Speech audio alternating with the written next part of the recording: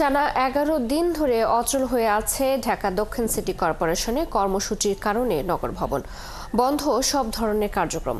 Mayor পদে ইশরাক হোসেনকে শপথ পড়ানোর দাবিতে আন্দোলন চালিয়ে যাওয়ার ঘোষণা দিয়েছে সিটি কর্পোরেশনের কর্মচারী ইউনিয়ন ও ইশরাকের সমর্থকরা। এ নিয়ে আরও জানাতে আমাদের সাথে যুক্ত আছেন সহকর্মী রহিম রুমন। রুমন, আন্দোলনের আজকের অবস্থা কেমন দেখছেন এবং কি বলছেন আন্দোলনকারীরা, জানাবেন বিস্তারিত।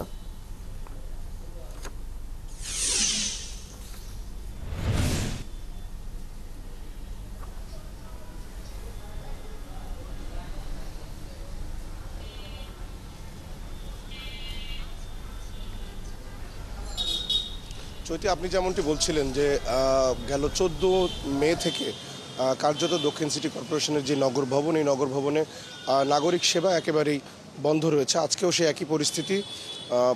কর্মচারী কর্মকর্তাদের যে সংগঠন, সেই সংগঠনের পক্ষ থেকে তারা এই লাগাতার কর্মসূচি আসলে তারা দিয়েছেন। তারা কোনো রকমের সেবা কিন্তু দিচ্ছেন না, অর্থাৎ সিটি কর্পোরেশন থেকে এই মুহূর্তে দক্ষিণ সিটি কর্পোরেশন থেকে কোনো ধরনের নাগরিক সেবাই নগরবাসী পাচ্ছেন না। সেটা আপনি যতটুকু জানেন যে 27 মার্চ আদালত কর্তৃক মেয়র ইশরাক হোসেনকে মেয়র ঘোষণা করে যেই রায় দেওয়া হয়, সেই রায়ের পর থেকেই মূলত ঢাকাবাসীর ব্যানারে বিএনপি নেতাকর্মীদের একটি দাবি ওঠে ইশরাক হোসেনকে মেয়র হিসাবে শপথ পড়াবার জন্য। তারপর কিন্তু নানান রকমের ঘটনাই আমরা দেখেছি।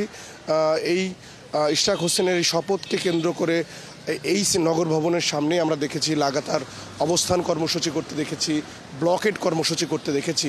তারপরে সবশেষ কিন্তু আমরা দেখেছি যমুনা ঘেরাওয়ার মতো কর্মসূচিও কিন্তু হয়েছে।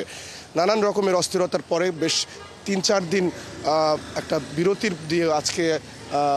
দিয়ে আজকে আবারও ইশরাক হোসেনদের এই নগর ভবনে তাকে মেয়র হিসাবে শপথ পড়ানোর দাবিতে আরও একটি অবস্থান কর্মসূচির কথা আমরা শুনেছি। যদিও এখন পর্যন্ত বাইরের কোনো নেতাকর্মী বা তার সমর্থকদের আমরা এখন পর্যন্ত কারো উপস্থিতি দেখিনি। তবে যতটুকু জেনেছি যে নগর ভবনের সেবার যেই 14 তারিখ থেকে যেভাবে লাগাতার বয়কট করেছে এখানকার শ্রমিক কর্মচারীরা, সেটি কিন্তু এখনও চলছে। অর্থাৎ আজকে যেই মেয়র হিসেবে তাকে যে শপথ পড়ানো হতে পারে, যে গুঞ্জনটি আমরা শুনেছি, সেটি এখন পর্যন্ত খুব নিশ্চিতভাবে বলা যাচ্ছে না সেটি আসলে হবে কি না। তবে নগর ভবনের যেই অবস্থান, নগর ভবনের কর্মচারীদের যে অবস্থান, দাবি দেওয়া জানানোর যেই কর্মসূচি, সেই কর্মসূচিটি চলছে। নগর ভবন থেকে কোনো রকমই নাগরিক সেবা এখন পর্যন্ত দেওয়া হচ্ছে না। আমরা দেখছি যে প্রধান ফটকটি এখনও বন্ধ করে রাখা হয়েছে। আমরা 2-1 কর্মচারীর সাথে কথা বলেছি, তারা বলছিলেন যে দাবিতে তাদের অবস্থান কর্মসূচি ছিল, যে দাবিতে তাদের লাগাতার কাজ বয়কট তারা করেছিলেন, সেই দাবিতে এখন পর্যন্ত তাদের অনড় অবস্থান রয়েছেন। তবে তারা প্রত্যাশা করছেন খুব শিগগিরই এই সংকট কেটে যাবে এবং এই সংকট কেটে পূর্বের মতো নাগরিক সেবা নিয়ে আবারও মানুষের দোরগোড়া যেতে পারবে দক্ষিণ সিটি কর্পোরেশন। তবে তাদের যে দাবি, কোনো রকম প্রশাসক নয়, নির্বাচিত যিনি মেয়র, আদালতের রায়ের মাধ্যমে যিনি মেয়র হতে যাচ্ছেন, তাকে আসলে তারা চাচ্ছেন। চৈতি।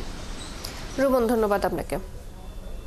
ঢাকা দক্ষিণ সিটি কর্পোরেশনের কর্মসূচির কারণে নগর ভবনে যে অচল অবস্থা, সেই খবর জানাচ্ছিলেন সহকর্মী রহিম রুমন।